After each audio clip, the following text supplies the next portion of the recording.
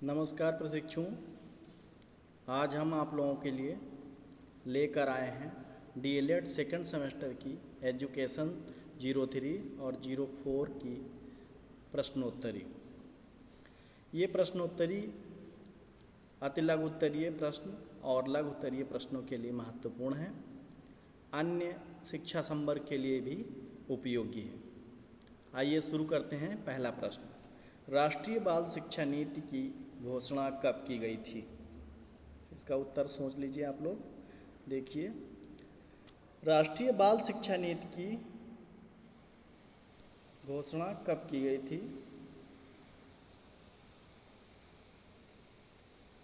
राष्ट्रीय बाल शिक्षा नीति की घोषणा 22 अगस्त 1947 को की गई थी। ये नेशनल चाइल्ड एजुकेशन पॉलिसी है। आप लोग भ्रमित न हों, भारत सरकार ने बालकों के कल्याण हेतु राष्ट्रीय बाल नीति की घोषणा की। इसके अंतर्गत बालकों के पूर्ण शारीरिक, मानसिक एवं सामाजिक विकास का अवसर प्राप्त हुआ। नेक्स्ट प्रश्न है, शिक्षा के अधिकार अधिनियम की कोई दो विशेषताएं बताइए। शिक्षा का अधिकार यानी आरटीई जो एक्ट बना 2009 में, इसकी दो खूबियां थीं। पहला, बालकों को शारीरिक मानसिक प्रताड़ना न दी जाए। दूसरा है 6 से 14 वर्ष के बच्चों के लिए विद्यालय शिक्षा अनिवार्य किया जाए।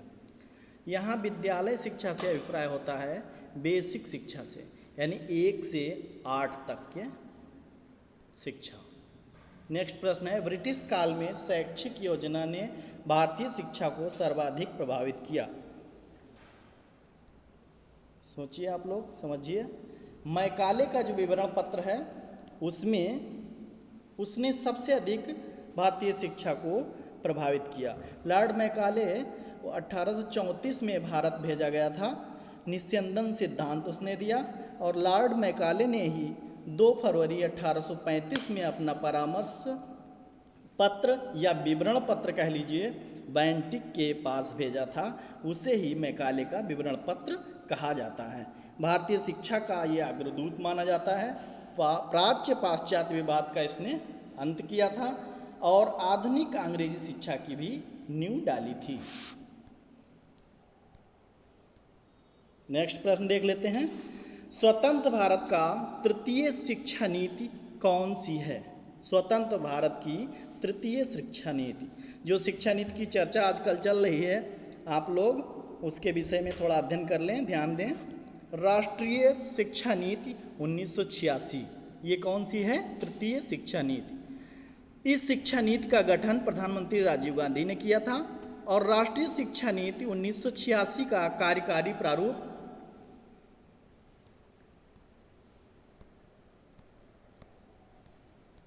टेक्निकल फॉल्ट है, कार्यकारी प्रारूप अगस्त 1986 में प्रकाशित किया गया था। इसमें गति निर्धारक स्कूलों की स्थापना का सुझाव दिया था। गति निर्धारक का मतलब होता है कि जो चलते फिरते विद्यालय, चरवाहा विद्यालय, जो राजस्थान में भी खोले गए थे और कई जगह पर खोलने का सुझाव दिया गया था। राष्ट्रीय शिक्षा नीति के विषय में और कुछ बिंदु हम बताते चलते हैं। आइए देखते हैं। प्रथम राष्ट्रीय शिक्षा नीति 1968 है। द्वितीय राष्ट्रीय शिक्षा नीति है जो 1979 यानी 1979 में है, जो जनता सरकार थी, जनता दल की सरकार थी। तृतीय है 1986, जिसके बारे में अभी चर्चा कर चुके हैं। पुनर्संशोधित, इसमें जो भी कमियां या खामियां आई उसको संशोधित करते हुए 1992 में फिर से नई राष्ट्रीय शिक्षा नीति, जिसे पुनर्संशोधित शिक्षा नीति 1986 के नाम से जाना जाता है। फिर चतुर्थ, वर्तमान में आजकल पर चर्चा चल रही है नई शिक्षा नीति, जिसका प्रकरण आजकल देखने को मिल रहा है। नेक्स्ट प्रश्न है, प्रथम राष्ट्रीय शिक्षा प्रणाली कब घोषित की गई थी?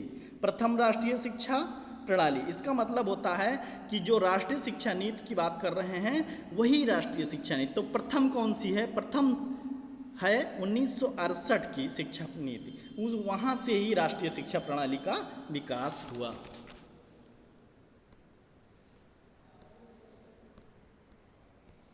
क्या बात है।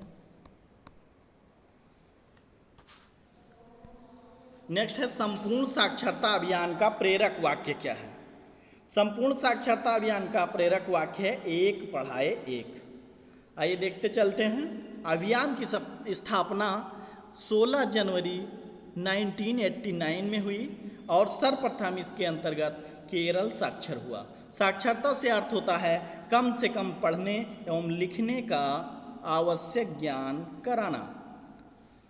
लोग भ्रमित ना हो आप लोग। सर्व शिक्षा अभियान जिसे SSA का कहा गया है कि वर्तमान योजना के अधीन NPEGEL कार्यक्रम चलाया जा रहा है।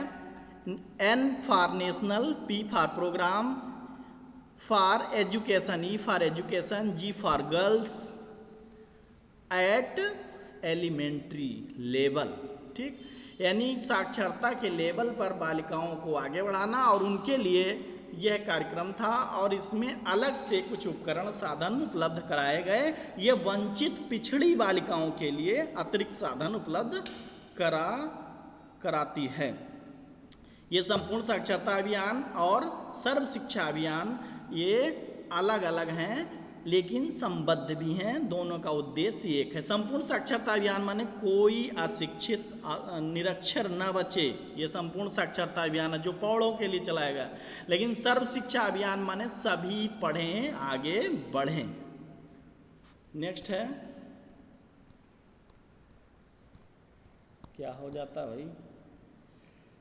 नेक्स्ट है गोखले ने प्राथमिक शिक्षा को निःशुल्क बनाने का विधेयक केंद्रीय सभा के समक्ष कब प्रस्तुत किया? गोखले जो राजनीतिक गुरु थे, गोपाल कृष्ण गोखले इनका पूरा नाम है। ये गांधी जी के राजनीतिक गुरु थे और ये बहुत ही दूरदर्शी थे। 16 मार्च 1911 को इन्होंने केंद्रीय सभा में निःशुल्क शिक्षा का विधेयक प्रस्तुत किया था। नेक्स्ट है प्राथमिक शिक्षा के प्रशासन एवं संचालन के लिए भारत सरकार ने किस मंत्रालय की स्थापना की? शिक्षा मंत्रालय की स्थापना की, जिसे HRD या MHRD कहते हैं, मानव संसाधन विकास मंत्रालय। लेकिन नई शिक्षा नीति में शिक्षा विभाग की स्थापना पुनः करने की बात हुई है। नेक्स्ट है छात्रवृत्ति वितरण योजना क्या है? छात्रवृत्ति वितरण योजना क्या है? इसे हम स्कॉलरशिप कहते हैं। SC ST के समस्त छात्र छात्राओं को छात्रवृत्ति प्रदान की जाती है। इसके अंतर्गत छात्रवृत्ति की पात्रता कक्षा 1 से 8 तक आमदनी की कोई सीमा नहीं है, कोई प्रतिबंध नहीं है, अर्थात सभी SC ST को यह दी जाती है, प्रदान की जाती है। नेक्स्ट प्रश्न है उत्तर प्रदेश में बेसिक शिक्षा परियोजना कब प्रारंभ की गई? बेसिक शिक्षा परियोजना कब प्रारंभ की गई? बेसिक शिक्षा परियोजना अर्थात BEP बेसिक एजुकेशन प्रोजेक्ट ये सन 1993 में प्रारंभ की गई। 6 से 14 वर्ष के बालकों का विद्यालयों में 100% नामांकन कराना इसका उद्देश्य था। और दूसरा, जनपद तथा स्थानीय स्तर पर इसका क्रियान्वयन किया गया। इसका काफ़ी लाभ हुआ।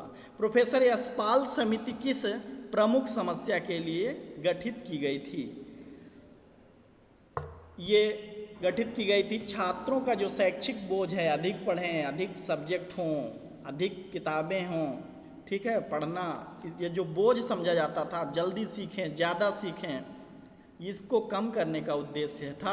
और इसीलिए प्रोफेसर यशपाल की समिति का जो गठन हुआ था। नेक्स्ट प्रश्न है बाल श्रम का अर्थ स्पष्ट कीजिए। सॉरी, इसमें सही से स्पष्ट नहीं हो रहा। बाल श्रम का अर्थ स्पष्ट कीजिए। यानी 9 से 14 वर्ष के आयु वाले बालक को क्या कहते हैं कि कार्य को हम बाल श्रम कहते हैं। और इसी वर्ग के यानी 9 से 14 वर्ष आयु वाले बालक को हम बाल श्रमिक के नाम से जानते हैं। यह अधिनियमों में भी बताया गया है। नेक्स्ट प्रश्न है स्कूल चलो अभियान कब चलाया गया? स्कूल चलो अभियान जुलाई 1996 से चलाया गया। 1 से 8 तक के बच्चों को इसके अंतर्गत विद्यालय के प्रति आकर्षण करने का उद्देश्य बनाया गया। जुलूस निकाले गए, पोस्टर के द्वारा प्रचार हुआ, छात्रवृत्ति की भी व्यवस्था की गई। स्कूल चलो अभियान सर्व शिक्षा अभियान का एक अंग के रूप में है। नेक्स्ट है आरटीआई का पूरा नाम। आरटीआई का पूरा नाम है राइट टू इंफॉर्मेशन, यानी सूचना का अधिकार। यानी प्रत्येक नागरिक को अपने कार्य से संबंधित, दूसरे के उत्तरदायित्व से संबंधित, अपने कराए जाने वाले कार्य की प्रोसेसिंग को जानने का अधिकार है और उसके लिए निर्धारित समय है, उसके द्वारा अधिकारियों को ये बताया जाता है। नेक्स्ट है आरटीई का पूरा नाम।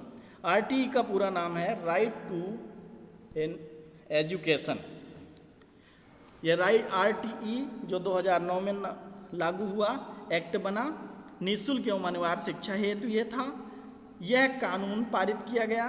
उस समय ऐसा अनुमान था कि भारत के लगभग 80 लाख बालक जो स्कूल नहीं जाते थे, गुणवत्ता युक्त शिक्षा देना उन्हें, एसएमसी यानी विद्यालय प्रबंध कमेटी का प्रावधान करना, शारीरिक दंड पर रोक लगाना, 3 किलोमीटर के अंदर 6 से 8 तक की शिक्षा सुलभ कराना यानी वहाँ विद्यालय खोलना, और 1 से 5 तक की 1 किलोमीटर के अंदर ही विद्यालय स्थापित करना, जिससे नन्हे पाँवों को शिक्षा प्राप्त करने में कोई कठिनाई का सामना न करना पड़े। धन्यवाद।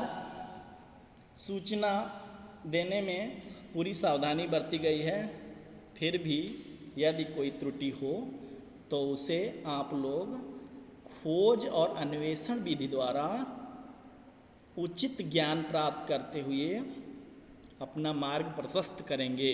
धन्यवाद।